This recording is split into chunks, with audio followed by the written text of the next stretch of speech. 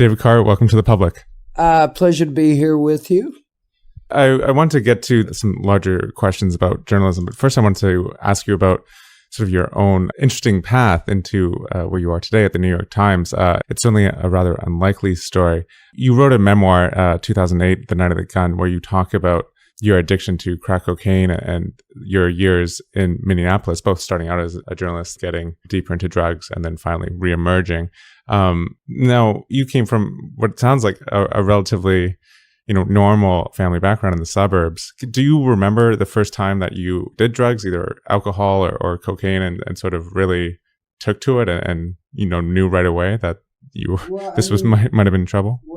When I was 4 years old, I liked to spin around, get dizzy, and fall down. And that sort of desire for an altered state never left me. And I was sort of agnostic in terms of how I achieved it. I think the technical pharmacological term is garbage head, and just whatever would make me feel different sounded good to me. And it seems like from high school, you're always open to the next thing. You'd try, smoking, and then alcohol, and then it would lead to the next seeking for the high or new experience. Yeah, I don't think that's all that unusual. I do think that,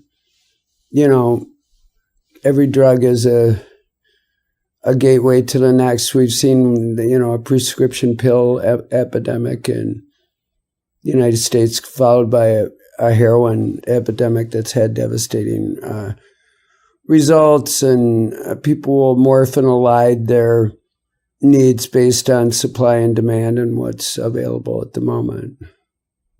What was the scene like? You were in your early 20s. You went to University of Minnesota, and you started working as a journalist, and you were having quite a bit of success at it. But at the same time, you were staying up pretty late and doing all sorts of wild antics. Can you remember some of the more vivid examples of when you were really pushing the boundaries of the two and balancing them? It's not a good economic model to do a lot of expensive drugs so you can write a story that you get paid $300 for. So it's not sustainable in that regard. I can remember on a day when I was supposed to interview Dwayne Fredrickson, who was in the auto theft unit, was a good source of mine, that I was instead downstairs in the working part of that building behind bars, and couldn't exactly phone him and let him know that I was going to be a little late for our appointment.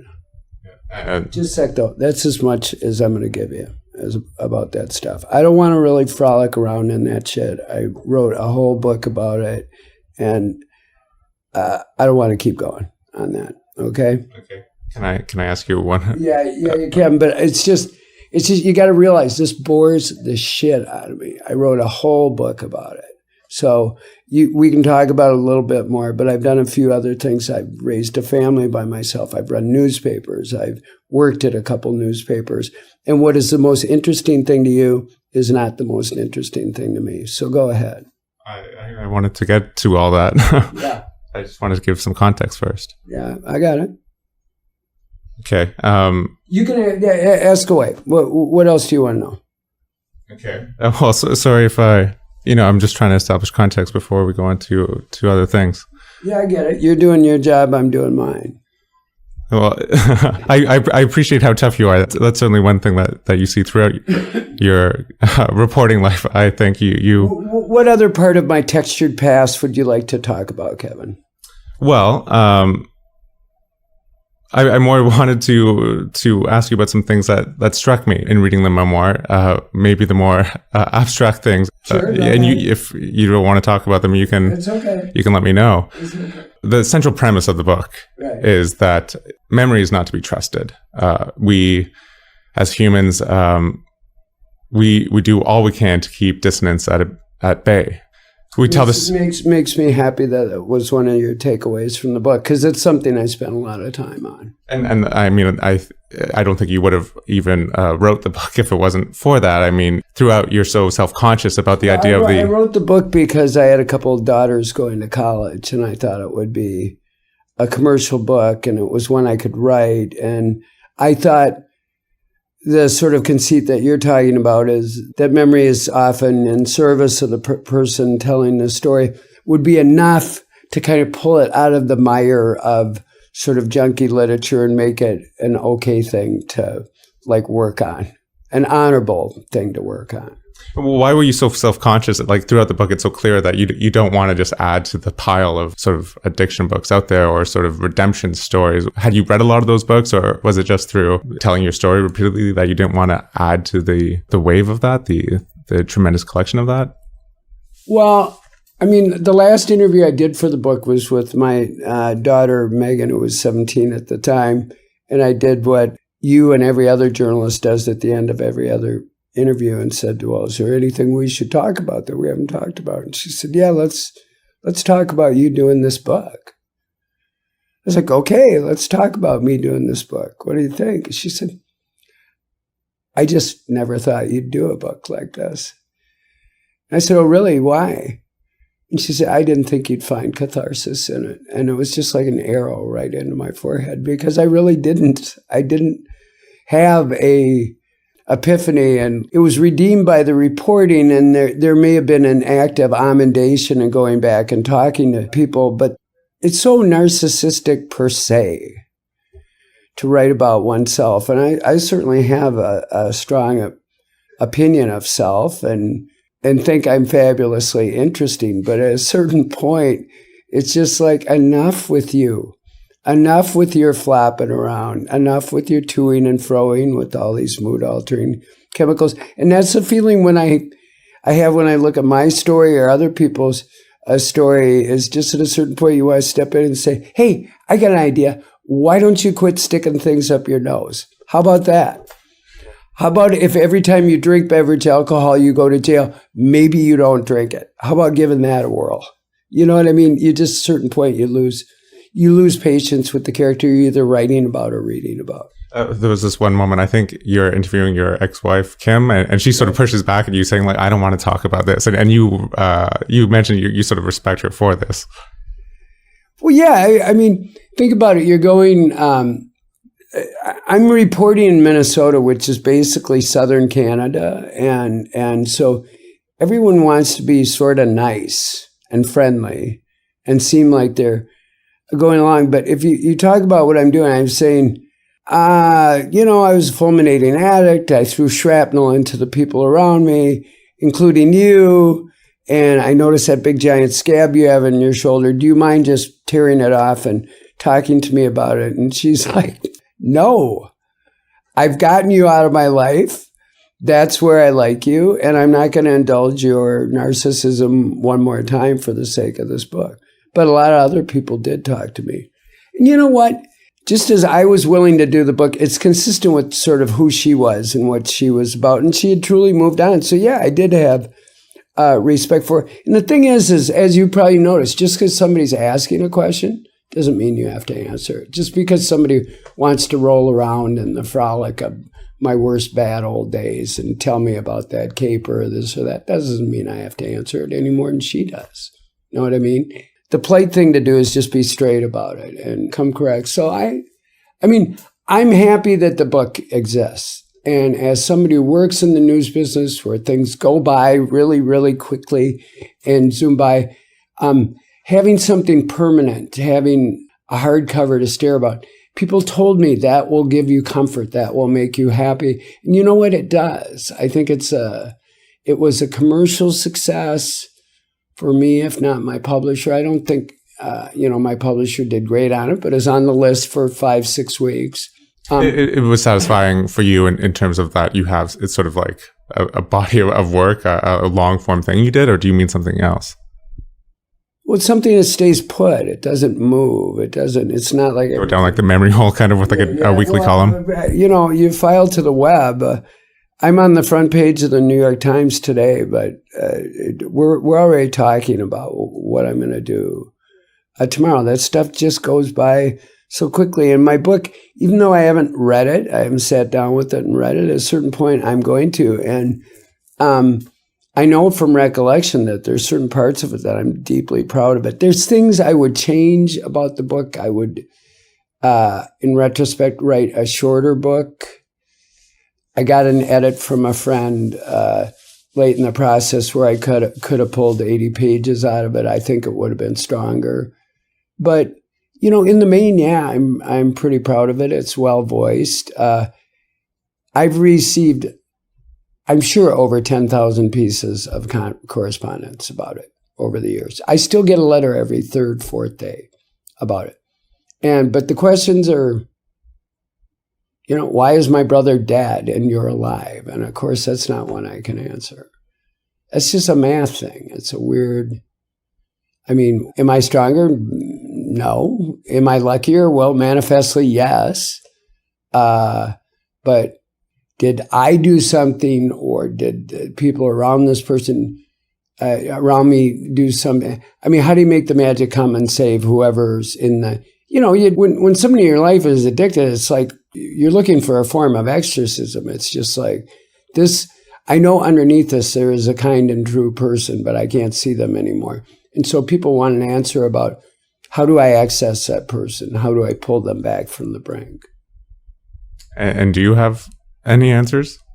No, one of the most interesting things you say, which is very true, is that whether you've recovered or not, you only have the same vocabulary to work with. That things are okay now. I'm doing better. I'm going to meetings. It's the same thing an addict would say either before or after they've actually managed to come out the other side. That's part of the asymmetry of the illness, is that you're dealing with somebody whose their sole purpose is getting and finding of mood-altering substances to make them high. It turns them into a sociopath who will say and do anything. And then once they really are about something, they're saying those same things, only they happen to be true. And so it's like, are you telling me the truth now? Are you telling me the truth now? Or most frustrating of all, how about the person who's totally authentic and believing in recovery, and then something comes along and they're not? I do a small amount of, service to other people in addiction, and you meet some people and say, man, you're hopeless, and they will surprise you. And then you meet some guy or some woman who seems like they are the best and likeliest person to shake loose of this grip. And they turn into someone falling down the stairs, and you just can't save them, and they end up dead. And you went to, I think, 4? 5, yeah. 5. It was on the 5th that you actually sort of made it through recoveries or rehabs. Yeah. I was in the booby hatch for 6 months. It's a therapeutic community. I had newborn children waiting for me in foster care whose mother had her own struggles with addiction. Stakes were high. I was tired, 34, been in the life for a while, washed out of my profession, at odds with my family, pretty much flat on my ass. So I didn't really have any other move but to get sober or die. And do you think, in the story you mentioned your twins coming along while you're in the throes of addiction with your, at the time, girlfriend. Do you think if it wasn't for that, you would be able to get through, or do you have any idea? I don't know, because if you watch television, you see people with these adorable young children who do meth until all their teeth fall out, lose custody of their children. Am I of sterner moral character than they are? I don't know. There's aspects of addiction that are just mysterious. I feel no moral or intellectual superiority to any of those people there, but for the grace of God. And I'm not a first-time winner in recovery. I've fallen down before, so I have very little sort of arrogance, and I'm basically running scared. That's how I'm staying sober.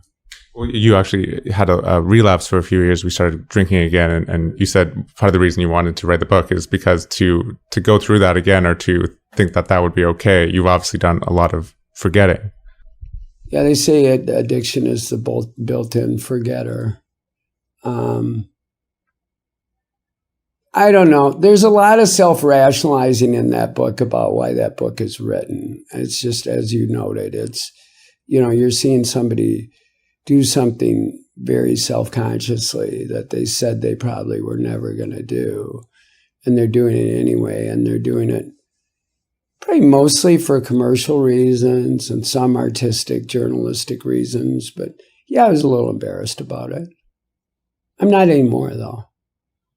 I mean, I think the book is good. I think it's done some good. I think it's artistically a success. I've read the excerpt that was printed in the Times Magazine. I can't even believe I wrote it. Some of it's just amazing. But it hasn't left me hungry to write another book, I'll tell you that. People keep asking me, when's the next book? And I don't care if it's about me or somebody else. Books are hard. They are hard. And I'm going to be teaching at Boston University next year. And I think that's probably more a better use of my time than going back at a book. I thought doing a book was super lonely and super hard. Back to the idea of memory, which is what I was originally asking you about. Before you started writing this book, were you already as suspicious of memory and how we tell our own stories as you clearly are through the voice that comes out in the book? Or were you surprised by how much we lie to ourselves and how we shape our own narratives in order to make it acceptable?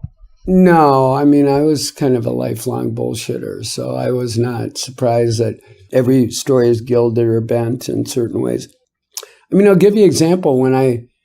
When I got serious with Boston University, I actually called back to the University of Minnesota to make sure that I actually graduated. And it wasn't just a story that I told people, and you could say, well, you'd remember if you graduated from college. Maybe not, though. Those were busy times. And a lot of people who get like busted for padding their resume and stuff like that, they really believed that they graduated from college. They've just told the lie so many times that they just, after a while, they believe it. Of course it's true. There's been a couple of CEOs or something that were taken down by that. Yes. And it's just, the stories we tell, they harden and kneel over time and become fact, even if they are, in fact, no more substantial than a bowl of Jell-O. One thing that occurred to me when I was reading that, connected to a column you wrote about Glenn Greenwald a few months ago, this past summer, and sort of the attacks that were levied at him by certain journalists in the mainstream press. I mean, and their outrage was quite vicious. Like one was saying, I look forward to defending the eventual drone strike against him, or I think it was Edward Snowden, perhaps. But I was wondering, like, as we also tell lies to ourselves in order to make the truth acceptable, do you think that's true for institutions and maybe as a country or as a society too? Do we also engage in the same sort of self-mythologizing and the stories we tell ourselves? Because it seemed like it was such a visceral reaction from some of these journalists against Greenwald and Snowden. Well, I think there's a fundamental sort of reflex in humans to go after the other, the one not like yourself. And here you have this guy, swinging out of the trees, literally. He's in Brazil, and he's Greenwald, that is. And coming up with what seemed like a fairly improbable story of wholesale government surveillance on the people it's sworn to protect. And it's like, well, A, that can't be true. B, he must be a liar. Or C, he must be crazy or ideologically motivated. That all sort of follows, except the problem is it's a true story. Pretty well told, too. Won a Pulitzer, right? I mean, were you surprised by the reaction by columnists in the New York Times and in places like NBC? No, I mean, they were saying he should. People were musing openly. He should be prosecuted. He shouldn't necessarily be protected under the First Amendment rights. Well, the whole desire to get into the taxonomy of who is not a journalist is an attempt to preserve status. It's an attempt to preserve hierarchy, and that's legacy stuff. And I'm just not into that. I'm into, like, the most interesting thing that's happening in journalism or in music or in film for me is always right now. And there was a new reality. It was upon us. There were denialists about it. They attacked Greenwald. And Glenn's a ripe target because Glenn loves to fight, loves to engage. And he, like all of us, has his own personal foibles. But I didn't think that parts of the craft well represented itself in accommodating themselves to what really wasn't a reality that was already upon them. And I think in that same column, it was interesting. You point out, you start with a description of someone who steals government documents and leaks them and is threatened with charges from the government. Turns out you're talking about Daniel Ellsberg with the Pentagon Papers back in the day. It seems interesting now that he's sort of almost universally revered figure, or at least there's not sort of the mainstream attacks against him at all. Whereas it seems like a pretty parallel example with Chelsea Manning and Edward Snowden are now in the same shoes that he was back in the early 70s or late 60s. Well, Chelsea Manning was a soldier, so I think that's a little different. Daniel Ellsberg was, in fact, vilified and attacked. And in this instance, Snowden felt that the protections that would be extended to him by doing business with mainstream news organizations were not worth the trades one would make in terms of the speed with which the information would go out. It's ironic that it turned out that the New York Times and others played a very significant role in the disclosures. And part of what happened is I think there was learning on the part of Julian Assange and WikiLeaks that you can't just plop stuff out there, but to put things in with certain people and not with other people, it engages the competitive apparatus that is journalism and leads to value added coming from all number of sources. And, we live at a time now where if you have important and good information, everything on the web will point toward you. And in the instance of the NSA disclosures, I think the Washington Post, the New York Times, Der Spiegel, The Guardian, especially The Guardian, played a significant role in terms of helping that data access the angel of its better nature and have it come out in a way that was comprehensible, that was a narrative, that did a minimum amount of damage to national security. And people can say that the New York Times is a stooge of the national security state. I don't think the track record is there. And even in instances where we've delayed the release of information, the information became known because of us. And even when we've made mistakes, like the run up to the Iraq War, I think we made very fundamental errors. But then we stayed put. We're still bearing witness and covering what the U.S. started. We didn't start that war. We played a role in the misinformation that it did, but we stayed put and eventually got it right. I'm proud of that. But it was pretty damaging. A lot of people say it was pretty damaging because then, it was unnamed sources going to Judith Miller about WMDs in Iraq, which would then circle back. Hold on a sec, though. All those people then went on to type that in their mom's basement for 8-10 years in a row. We did something about it at the cost of significant treasure and effort. Went and covered a shooting war. We were early into Syria, lost Anthony Shadid because of it. I think people can serve as a pilot fish on every error we've ever made, but it's like, what have you done? What are you doing? And part of our brand promise is efficacy and truth. And when we fall short of it, we expect to be held to account. But we ourselves did a lot of the disclosing. We did a lot of reporting. You talk about it like it was yesterday. I see it as hundreds and hundreds of stories ago, important stories ago. You brought up the Iraq example first, actually. That's fine. But I mean, people, what fresh horror is this? There's been instances where the New York Times has fallen very short of its standards. But in general, it's sort of miraculous how it moves toward the truth, considering it's a product of human beings. You were just mentioning about people saying that it's unlucky for the national security apparatus. You actually had, I believe, lunch with Julian Assange, and he said as much. Can you tell me about that? Yeah, we were having lunch in England, and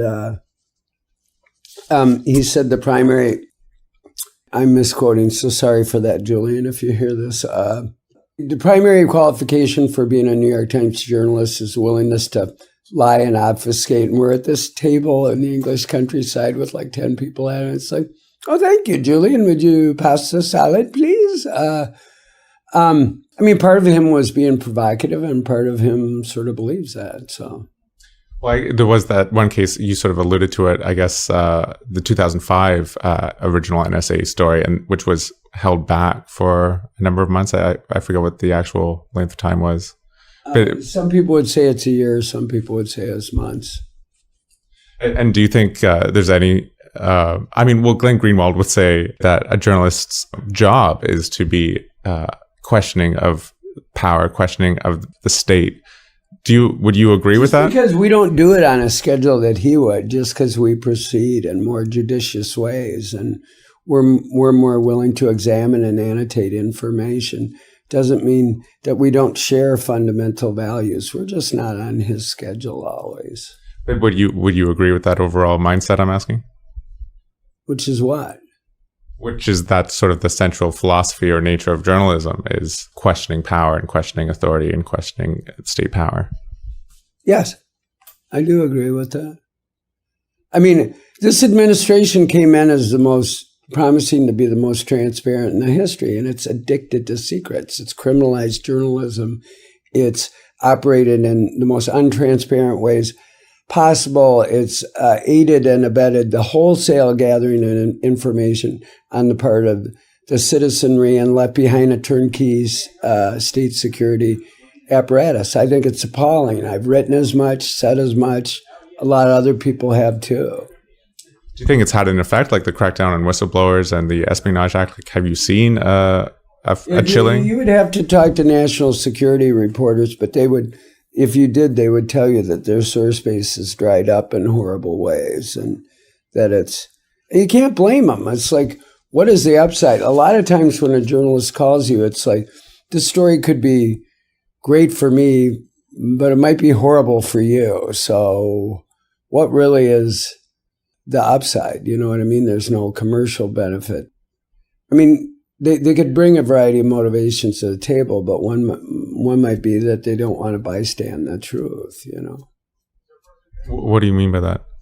I mean, our business runs on whistleblowers. Sources are the bravest part of what we do. We are Boswells to others' acts of courage. And absent the willingness, I've worked on a couple of fairly hard stories lately, and people have helped me. And if nobody talks to me, I just am not that intrinsically an interesting writer. The whole world of speculation, I don't believe in, seeing what's on the web and just putting a little more top spin on it and calling that journalism. That doesn't feel like journalism to me.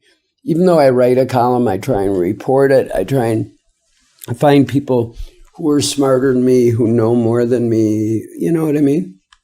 Well, that seems to be one of the central problems right now, central dilemmas, is that so much of what is online and what gets a lot of hits is sort of repackaged reporting. You've made this point for New York Times reporting, and there's a report that just came out, sort of commissioned by the masthead here, looking at trying to increase digital reach and making it a digital-first news strategy. And as an aside, they say, people are making money repackaging New York Times news, New York Times stories on other websites. Could you talk about, this seems to be one of the central dilemmas. If there's going to be original on-the-ground reporting, it's expensive to do original on-the-ground reporting. And if people can get more views from just repackaging it, this seems like it's a big problem. I actually feel pretty good about long-term prospects. You get a piece of news that no one else has, the world will point to you. The other thing that seems as kind of a moat around our business at the New York Times, at least, is you can't replicate an audience that's 800,000 people who paid to digitally subscribe to the web, that people vote with their feet. And yeah, stories get kidnapped and then search optimized by other people, but I think we're getting better at that. And I mean, if you look into Twitter about every second is carrying information, some kind of link from the New York Times. So what looked like an enemy is maybe either an enemy or some kind of frenemy, right? So do you think it benefits the New York Times even when, a story is repackaged elsewhere?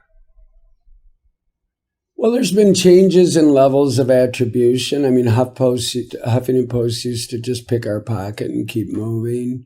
I think the attribution in their stories has moved up and be more meaningful. I mean, the purest form of aggregation is Matt Drudge. He just puts a link up, and that's it. And that's in ancient HTML.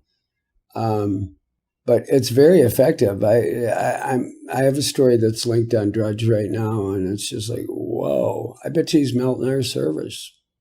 I mean, the argument has always been, we're marketing your information, but if you run the 4 salient graphs with the summary, with a tiny little link at the bottom, I think the technical legal term for that is not aggregation, it's theft.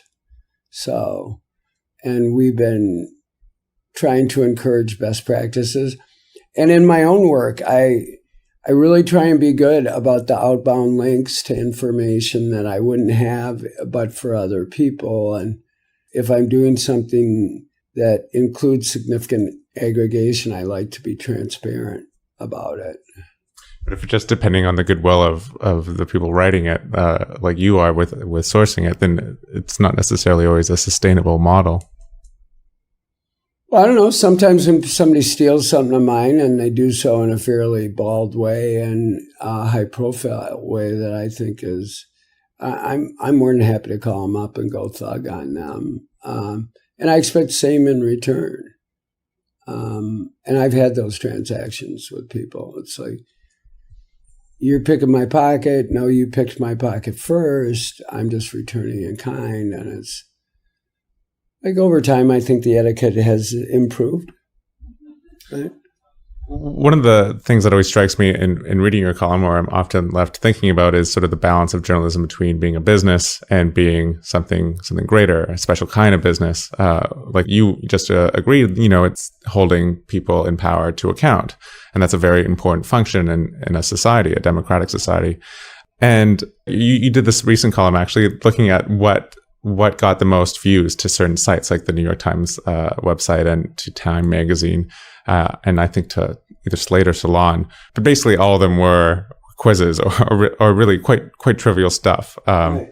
And it seems like there's a lot of that going around. I mean, anything that you attach a number to or put a quiz to, it seems insatiable to sharing on social media. And if it's not checked by some sort of almost philanthropic sense of, well, we need to actually do reporting and need to... Yeah, you and I disagree on that. I just think that over time the gimmicks wear out and that true engagement, an audience that reliably tunes to you and you can market and ask for money, you're going to have good information that helps perform better in business, perform better as a human being, as a member of a civil society, as part of a cultural fabric. It seems if you don't understand that, or like I would agree with you. In fact, I at least I hope that's the case, that it sort of burns out, that if you're a website that just offers quizzes and 19 reasons for... Look at Gawker, look at Huffington Post, look at BuzzFeed. What did they do when they started making a few bucks? They started hiring reporters, a lot of good ones, by the way. Did they do that because they feel guilty? No, they did that because they know it's in their business interest. That underneath all that bouncy froth about 11 ways your cat prevented a squirrel attack, that there has to be some meat there. And a lot of those sites are working to put a significant and substantial skin of originally reported information on the top of that so that they're appealing to marketers and so that people believe that the audience is not just a drive-by Gawker crowd, but I don't mean Gawker the site, I mean just kind of looky-loos at a traffic accident, that news is the killer app on the web. You can look and see the spikes.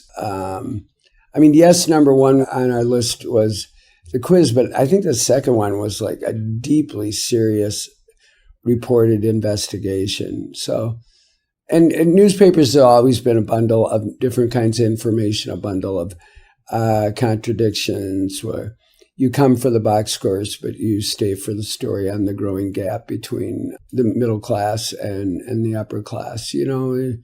We try and lure you in with certain stuff and get you to stick around and eat some Brussels sprouts while you're here.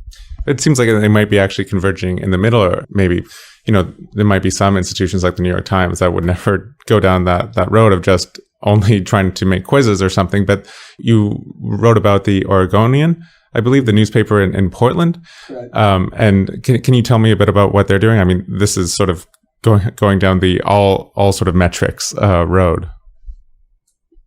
Yeah, I think that incentivizing people on exclusively on metrics, even the sites that are built strictly on traffic and eyeballs, quickly find that isn't going to work. People are going to burn out on it, and that human intervention and curation will also often lead to a better result. I think I'm speaking from a personal worry. In Canada, in Toronto, our sort of version of the New York Times, the Global Mail, which you might have read on your trips to Canada in the past.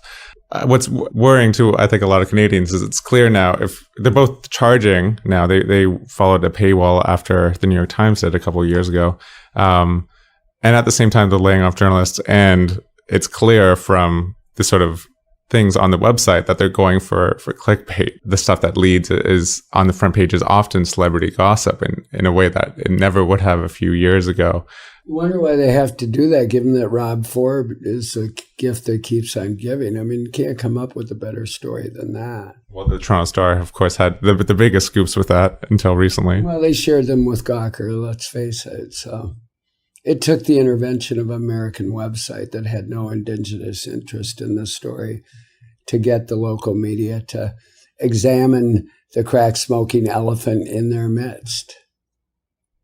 So speaking just from a Canadian point of view, though, or someone from Portland, do you think like eventually they will find out that we can't just do this, that we actually have to hire journalists and that, you have to invest in the product? I think in order to charge for journalism, you have being a bit of a Cassandra. I mean, there's still plenty of good stuff to read in the Globe and Mail, and maybe maybe you're one of these people like it's never as good as it was back in the day. You know what? It wasn't very good back in the day. So these are constantly evolving media organisms that probably go one way too much and then tack back the other way. And people always say, well, the LA Times is dead. It's been ruined by the Tribune company. When I go there, I'm always stunned by how good it is, not how bad it is. You also said that the sort of the idea for the story came from when you went to Chicago and you put 75 cents in the machine and you picked it up and said, what's happened? The Chicago Tribune at the time was a manifestly terrible newspaper. Is it recovered? Some. No, I don't know. I haven't read it lately. Some people, the whole conceit of let's do more with less is dumb. We're not going to do more with less. We're going to do less with less. Let's be careful about what we do, seeing as we're doing less, and let's be targeted and smart.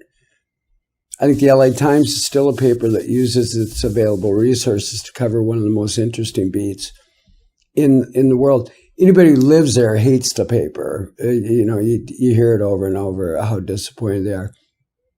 I don't know. I just find it interesting when I get there and I read it. My hometown paper, the Minneapolis.3 is like so much better than it used to be. You should hold it up as one of the few shining examples, though, and it was bought by someone who really cares about it.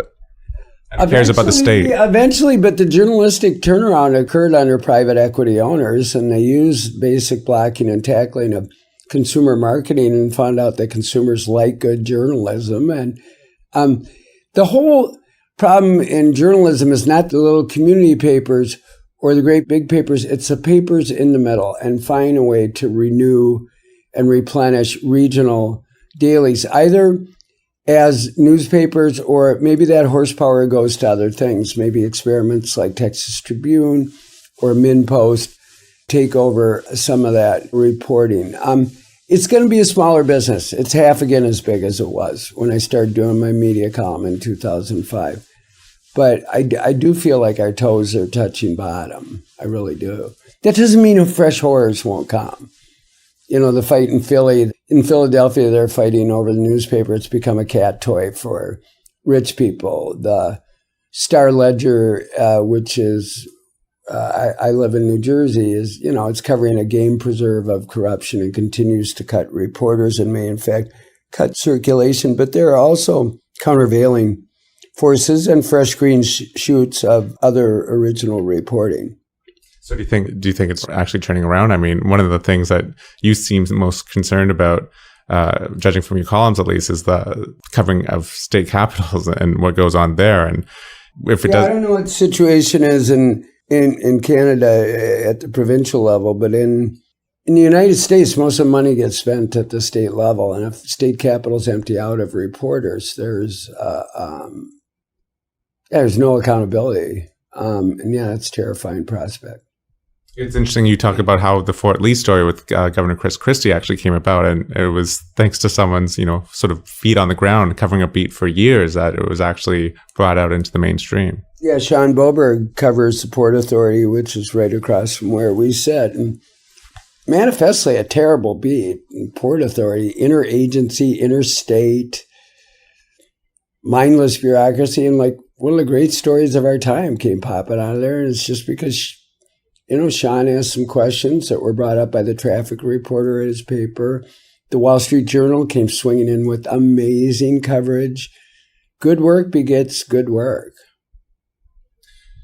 You accused me of being a Cassandra a bit earlier, and I want to tell you one of the things that concerns me and see if you think it says basically the same thing. You worry a lot for a young man, I just got to say. Maybe. I think these are big institutions. You know, you've quoted, you know, like a young man who says in one of your talks, saying, like, if information is important or worthy enough, it will find me. Yeah, Brian Stelter got that quote from like a college senior like 8 years ago or 7 years ago, and like that really has turned out to be so true. So you do believe that? Yeah, I do. I mean, I have 25-year-old twins, 26-year-old twins, and a 17-year-old daughter. They're always in narrative with what's going on. How do they know what they know? I can't tell. But I very rarely bring up anything that they don't already know about. And it's like information is like osmotically seeping into them. Is it always quality information? Probably not. Is it the kind of information I make a living off of? Maybe not. I'm not sure.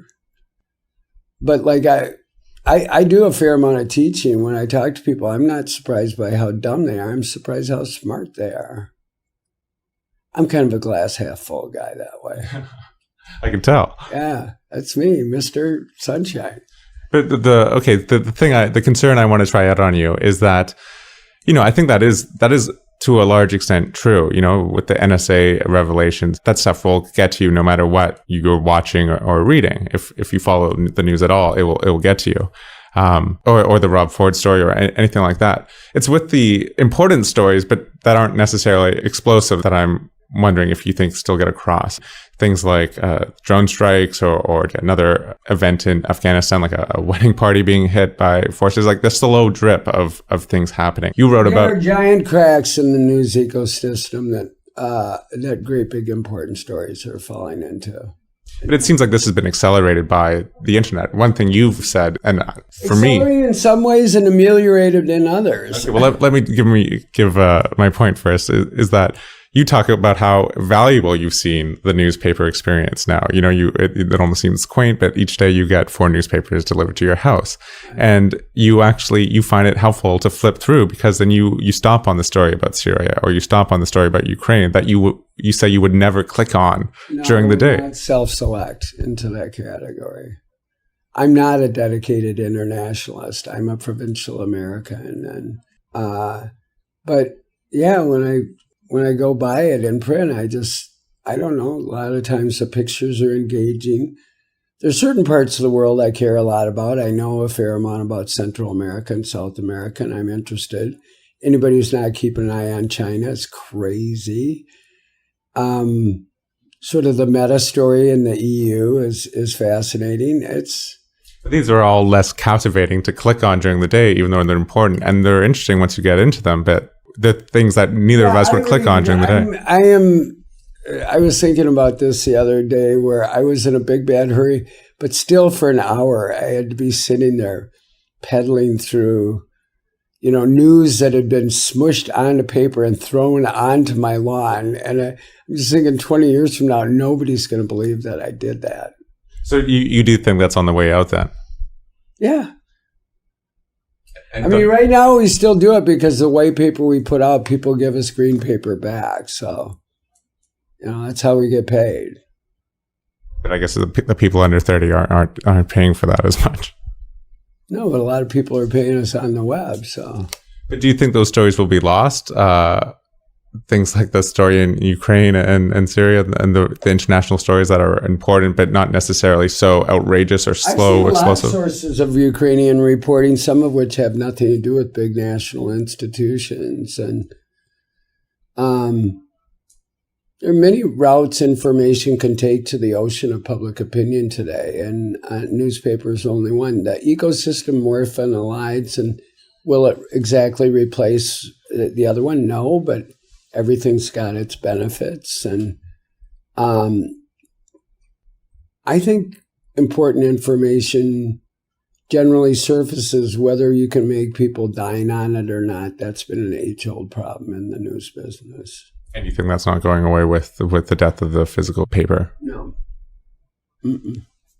Are you, I was curious, do you follow the analytics of your own columns and blog posts? I did for a while, but I stopped. I think it was warping me. Why did you stop? I don't know. Anytime I write about newspapers, I write about how little people care about newspapers, and people don't care very much about the columns. I write about how little people care about newspapers. Still an important story. So I try not to keep an eye on my traffic metrics. Here, I watch what blows up on Twitter, but Twitter is just one small sampling of a hyper-engaged media demo, It isn't the world. It's sort of like being big in Japan. It's not. It's hardly dispositive. And what about with the number of emails you'd get on a particular story or That's another level of engagement. But if I want a lot of emails, I could just mention Jon Stewart or Bill O'Reilly or Hillary Clinton or. You said it's a bit depressing when you name someone like this, like the character of the emails you get. Yeah, it doesn't matter if it's right or left. I always just type back and say, does your mom know you talk to strangers like this? This is awful. What sort of stuff would you get? Like, say, you read a column about Hillary Clinton. Your entire family. No, I hope you get cancer and die slowly while your entire family watches. And I just type back and say, really? Really? Is that what you want? And we're talking like dozens of emails like that, or like how many are? Well, that would be a fairly acute example, but the ones that wish ill health on me or the people I love, or I don't know. It's just, why does that have a spot in the discourse? When you notice it is when you also get incredibly reasonable emails that have fundamental disagreements with you and say, I think you're full of crap. Here's why.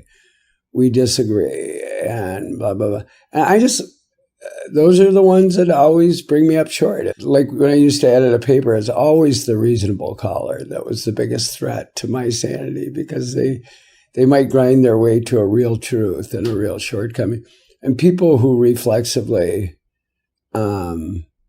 like yesterday, our editor was removed, Jill Abramson, and I worked on a story, and there's a whole back channel of people who assign motive that it's Zionist or it's anti-Zionist or that it's part of a conspiracy to keep pay equity out of the workplace, and it's like, We're just sometimes a truck that people hang paper on. I mean, it's just like... Do you think, this is something I always wonder about, like, do you think it's just easier for those people to get in touch now so that they do it without thinking? Or do you think the sort of confirmation bias nature of the internet has made this more common? Well, even if somebody's being unreasonable when or they're being needlessly nasty, and I'm, as a general matter, quite a profane person, and kind of, I have a mean streak in me, but when I am representing the New York Times, I don't give full throat to those characteristics, so I feel like I'm sort of fighting with one hand tied behind my back. But if they've read everything, if they read to the bottom, and even if they're being crazy in response, I feel that's a kind of engagement. And what I usually find is do you think that comes across that they've read to the bottom usually? Well, you can tell the people that saw a link on Drudge and just didn't open it and just start typing. So there's a lot of those. But then there's other people that, enter a column, enter a story, look around, don't like what they see. And here's the weird thing about them, though. If you engage them, thanks for reading and thanks for writing, and sorry you think I'm the biggest dimwit that ever walked the face of the earth. The case could be made. They always come back so much sweeter because they think they're shouting at nothing. They think there's no one here. Sometimes they are. If I get 800 emails, I can't read them all. Is it true, like I've read that if you get like 400 crazy emails, you'll actually respond to them all? Is that true? That used to be the case, no longer the case. And what was the motivation in doing that? Well, that's the great web age that we live in. That if supposedly we're gonna do the story, tweet it out, get the emails, respond to all the emails and stuff. And after a while, it's like, wait, but I'm really not doing my job. So I better quit responding to all these emails. You mentioned diversity before, or I think before we started recording, how important you think diversity is in the newsroom. And I want to ask you, why is that? Is there something lost if it's just the brightest and smartest people from the Ivy League schools that get into places like the New York Times and the Washington Post? I just think it's terrible business to have a monolithic culture. You miss a ton of... When I went to work at Washington City Paper, which is in D.C., there's a lot of us white people trying to cover a black majority city. It just didn't work. It didn't work on a journalistic level. It didn't work. Never mind the politics. I happen to believe in affirmative action, but who cares? It's just like it was not my business and journalistic interest to run a mostly white paper in a black majority town. So I made efforts, mostly self-interested, to diversify the staff. Or something like reporting on welfare or reporting on drug addiction if the person hasn't seen it or felt it up close. Yeah, I think I can bring a little bit of experience to the welfare story or the addiction story. Because I imagine that would make a big difference. I mean, it's so easy to otherize. Sure. Yeah, it's all those people like... Being on welfare is the biggest cakewalk there ever was. You try living on $3 till Wednesday. It's terrible. I never want to go back there. And just one final comment. I mean, you push back at me quite a bit about sort of my own dire worries about the journalistic profession. I mean, what is your overall state of things? Like, what are you looking out for? What are you optimistic about? What are you not so optimistic about when you look at the overall scene of things in journalism? My daughter in her email signature says, I keep on the sunny side of the street, and I think you are my kid. I love that you got that from me. I always think, I sit down to every movie I watch, every TV show, every sporting contest, just expecting it to be the best thing I ever saw. And I'm optimistic. I love the kinds and brands of journalism that are occurring. And I do think that a business model is evolving that will eventually support this great burst of excellent journalism we're living through. Well, I certainly hope you're right, because it's a pleasure to read you each week and the other great news outlets in America, and it would be a shame if more of them disappear.